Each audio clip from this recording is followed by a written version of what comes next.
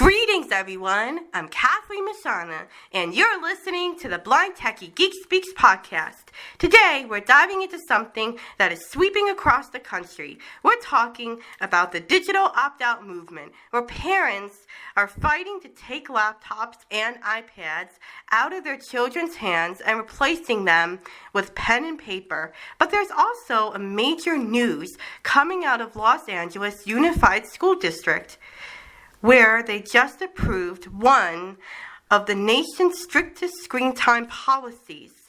And as we explore these developments, I want to consider a fundamental question. Can we speak of knowledge that is not either a definition or a tautology?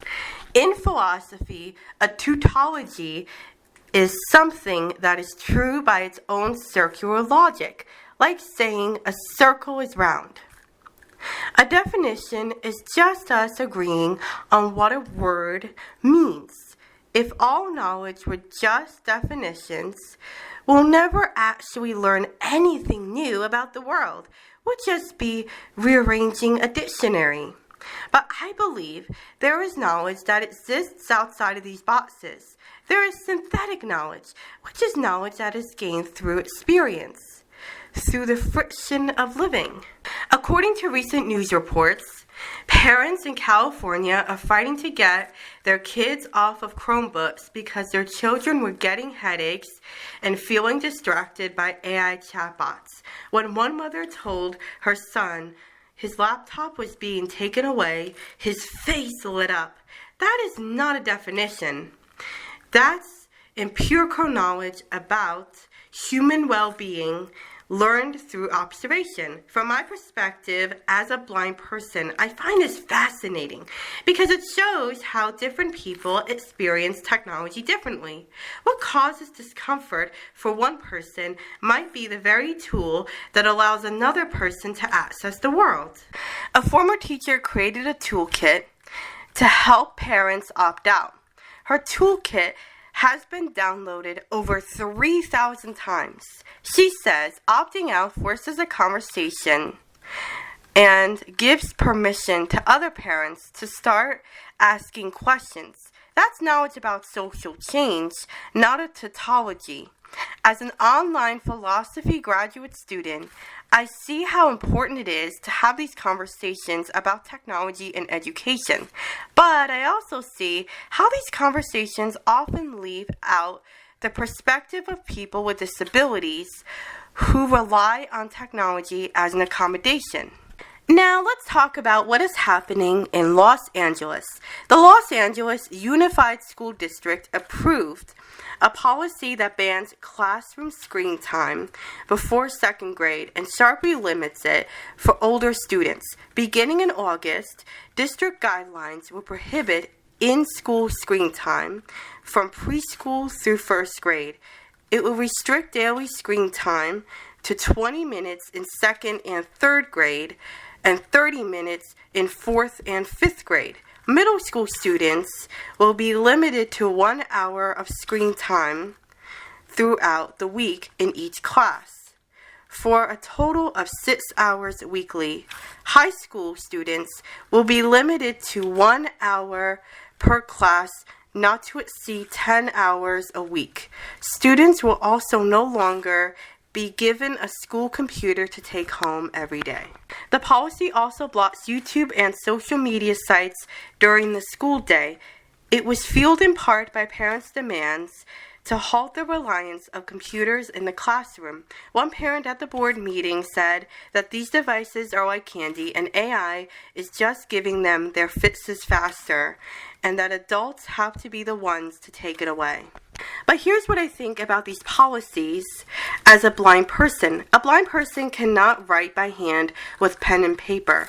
A Braille computer is like a pencil and paper for me. When policies ban screen time or limit technology in the classroom, they are not considering what this means for students with disabilities. For a blind student, technology is not a distraction or a luxury. It is the only way to access education. The Surgeon General's office has issued screen time restrictions that recommend limiting children between the ages of 1 to 6 years old to 1 hour of screen time a day, and children between 6 to 18 to 2 hours of screen time a day. The American Academy of Pediatrics recommends families prioritize non-digital activities such as play and social interactions for children 5 and under. Experts have linked excessive screen time to language, cognitive, and social emotional delays in young children. But here's the reality of my daily screen time. I spend about 5 hours a day on my phone. These hours are not spent scrolling through social media or watching videos. They are spent doing homework and researching for class or reading the textbooks that are given to me. My screen time is my education. Without it, I wouldn't be able to access my course materials, complete my assignments, or participate in my classes. As a blind online philosophy graduate student at Holy Apostles College and Seminary, I cannot access visual course materials the way my sighted classmates can. My Braille computer and my phone are essential tools that allow me to participate in my education. Without them, I will be locked out of the classroom entirely. My Braille computer is how I write my papers, how I read my textbooks, how I communicate with my professors.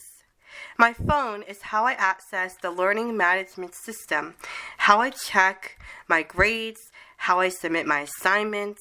These are not luxuries or distractions. They are necessities. I use an analog recording device that has no internet access as part of my accommodations. I use it to read some of my assignments out loud, and then I submit them in place of visual materials. When my classmates are doing visual presentations or accessing visual materials, I use my recording device to capture audio of what I need, and then I submit my work in an alternative format. This is how I access information that would otherwise be completely unavailable to me. This isn't just a convenience. It's a necessary accommodation that allows me to have equal access to education. This is how I gain knowledge. This is how I get an education like everyone else. I use my voice a lot when I do certain assignments. I have to read out loud. This is part of how I learn and how I demonstrate my understanding. For me, speaking is not just a way to communicate. It's a way to think, to process information, and to engage with ideas. But these new policies that limit screen time and ban devices in class would make it incredibly challenging for a blind person. If a blind student cannot use technology in the classroom, how do they access the curriculum? How do they read textbooks? How do they write papers? How do they participate?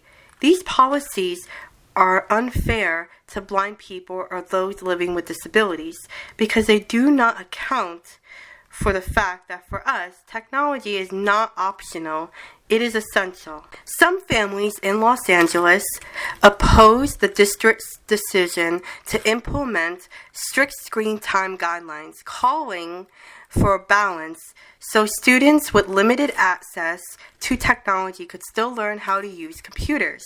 But the conversation needs to go beyond just students with limited access. It needs to include students for whom technology is the only access. A researcher from the University of Colorado Boulder said, "Students don't need to be consumers of tech to understand it." She calls the push for educational technology a bit of a mirage because technology students use now will likely be something entirely different in 10 to 15 years from now. I agree to a point, But there is a difference between consuming technology and utilizing it as an accommodation. For me, the technology is the access to knowledge that isn't just circular logic. It is my connection to the truth of the world. So as we see these trends grow across the country, from the digital opt-out movement to LAUSDS strict screen time limits, I hope we can have a more nuanced conversation. It shouldn't be all tech or no tech. It should be about human-centered learning. That includes the needs of all students, including those with disabilities. Parents want their kids to be taught by humans, not algorithms. To answer the question, yes, we can speak of knowledge that is not either definition or tautology. The knowledge these parents are gaining about their children's well-being is not a definition. The knowledge I gain about the world through my accommodations is not a tautology. These are substantive, synthetic truths that are learned through experience and necessity. We can know things through our senses, through our struggles, and even through our tools. And that knowledge is far more than just a definition. It's how we navigate our lives. I drew this information from an NBC News article titled, "Parents Are Opting Kids Out of School Laptops, Returning Them to Pen and Paper" by Tyler Kincaid, and a Los Angeles Times article titled, "LAUSDS Bans Screen Time Before the Second Grade, Marking One of the Nation's Strictest Policies" by Kate Sikora. Along with my own experience as a blind online philosophy graduate student at Holy Apostles College and Seminary. Thank you for listening today. I love to hear your thoughts. Are we leaning too far into the analog, or is this the wake-up call we've been waiting for? Until next time, keep learning and keep questioning.